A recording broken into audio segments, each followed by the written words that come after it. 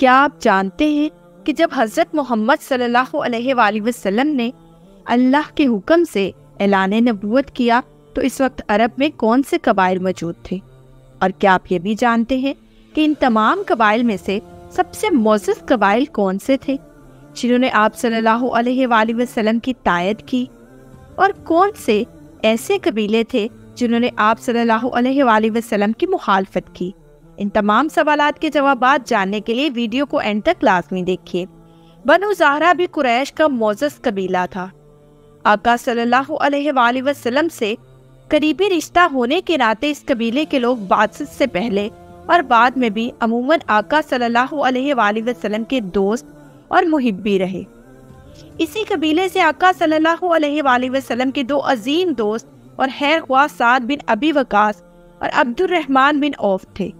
شاید انہوں نے اپنی خالہ سیدہ آمنہ سے آقا صلی اللہ علیہ وآلہ وسلم کی ولادت کے وقت کی دیکھی ہوئی حیران کن معجزاتی باتیں سنی ہوئی تھی۔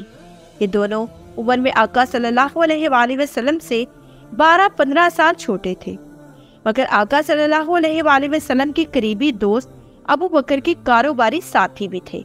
انہی کی وجہ سے ان دونوں کا بھی آقا صلی اللہ علیہ وآلہ وسلم سے اکثر ملنا جلنا رہتا تھا۔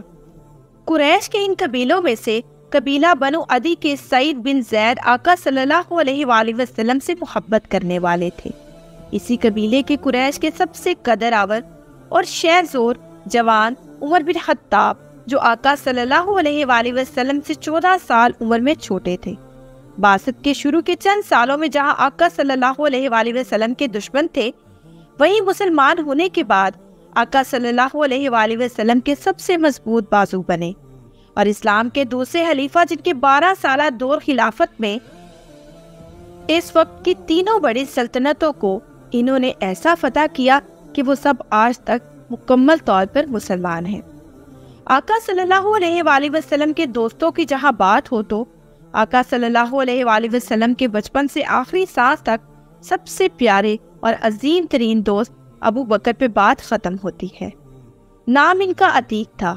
قریش کے معزز قبیلے تیم سے ان کا تعلق تھا۔ اس قبیلے سے جن کے ایک بڑے عبداللہ بن جدعان کے بڑے عالی شان گھر میں آقا صلی اللہ علیہ وآلہ وسلم نے 20 سال کی عمر میں مظلوموں کی حمایت کا خلف اٹھایا تھا۔ سیدنا ابو بکر کپڑے کا کاروبار کرتے تھے۔ کئی بار آقا صلی اللہ علیہ وآلہ وسلم نے ان کے ساتھ تجارتی قافلوں میں گئے۔ سیدنا ابو بکر کے قبیلے کے طلحہ بن عبداللہ بھی آقا صلی اللہ علیہ وآلہ وسلم کی دوستی کا تن بڑھتے تھے۔ سیدنا ابو بکر پورے قریش میں ہی نہیں، خطہ عرب کے زیادہ تر قبائل میں انتہائی عزت و آبرو کے ساتھ جانے اور پہچانے جاتے تھے۔ نسل در نسل قبائل اور قبیلوں کے شجرہ نسب کے عالم سمجھے جاتے تھے۔ صدق اور انصاف کی وجہ سے ایک امتیازی شان قریش میں رکھتے تھے۔ قریش باہمی جھگڑوں میں ابو بکر سے عموماً فیصلہ کروایا کرتے تھے، کیونکہ آقا صلی اللہ علیہ وآلہ وسلم کے بعد ابو بکر قریش میں صدیق کے لقب سے جانے جاتے تھے۔ سیدہ خدیجہ اور آقا صلی اللہ علیہ وآلہ وسلم کا گھر مکہ کی قریشی گھروں میں ایک معزز، استحکام برا، پرسکون، آبرومند گھرانہ تھا۔ قریش کے سب قبیلے آقا صلی اللہ علیہ وآلہ وسلم کی حیثیت میں آنے والے دنوں میں انہی قریش کا سب سے قابل فخر اور ممتاز فرد سمجھے جاتے تھے، جن کے منہ سے قریش کے کسی فرد نے کوئی جھوٹی بات نہ سنی تھی۔ کسی نے کسی کی غیبت کرتے آقا صلی اللہ علیہ وآلہ وسلم کو کسی نے نہ سنا تھا۔ کسی سے آقا صلی اللہ علیہ وآلہ وسلم نے وعدہ کر کے وعدہ خلافی نہ کی تھی۔ ایک بار تو ایک کاروباری معاملے میں ایک قریشی نے آقا صلی اللہ علیہ وآلہ وسلم کو کعبہ کے پاس کھڑا رہنے کو کہا کہ جب تک میں آؤں آپ یہیں رکیے گا۔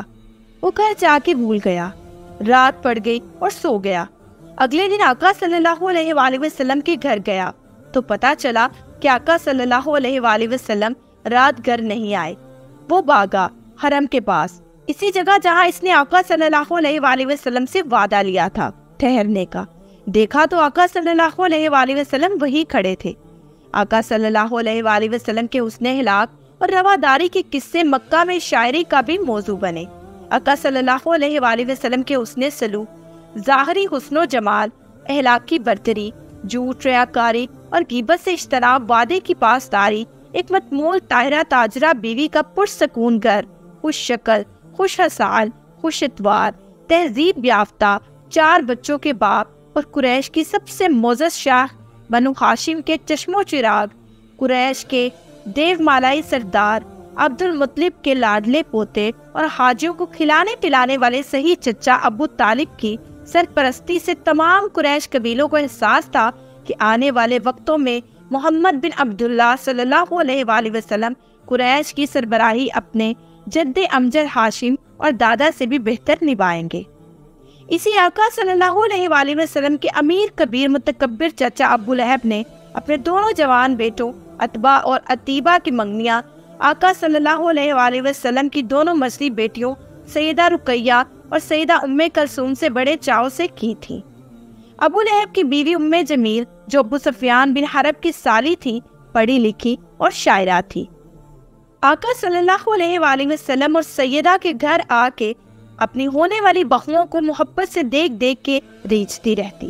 آقا صلی اللہ علیہ وآلہ وسلم کی بعثت کے بعد ابو لہب نے دونوں منگیاں توڑ دی تھی اور دونوں میاں بیوی آقا صلی اللہ علیہ وآلہ وسلم کے بدترین دشمن بن گئے تھے، مگر آقا صلی اللہ علیہ وآلہ وسلم نے کبھی انہیں نقصان نہ پہنچایا۔ آقا صلی اللہ علیہ وآلہ وسلم کی شخصیت میں ہر جاننے والے اور ہر نہ جاننے والے کے لیے مکمل خیر تھا۔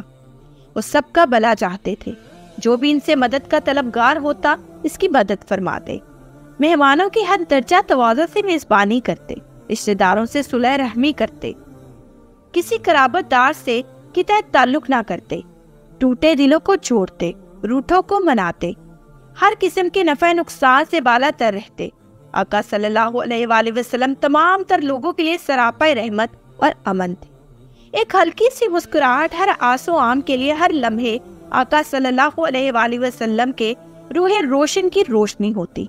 اس مسکراہٹ کو دیکھ کے قریشی مکہ کے شرفا جہاں محظوظ ہوتے، وہیں قریش قبیلوں کے مجبور اور محکوم پردیسی غلاموں کے لیے آقا صلی اللہ علیہ وآلہ وسلم کی شخصیت میں ایک تابناک خواب جنم لیتا۔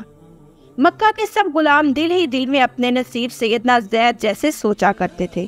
وہ سوچتے تھے کہ کاش ہمارا آقا بھی آقا صلی اللہ علیہ وآلہ وسلم ہی ہوتے، ہمیں غلامی سے نکال کے اپنا بناتے، ہمارے محافظ اور وارث بنتے، ہمیں اپنا وارث کہتے، پھر ہم کتنے خوش نصیب غلام ہوتے، ایسے غلام جس پہ ہزاروں آزادیوں کی زندگیاں قربان۔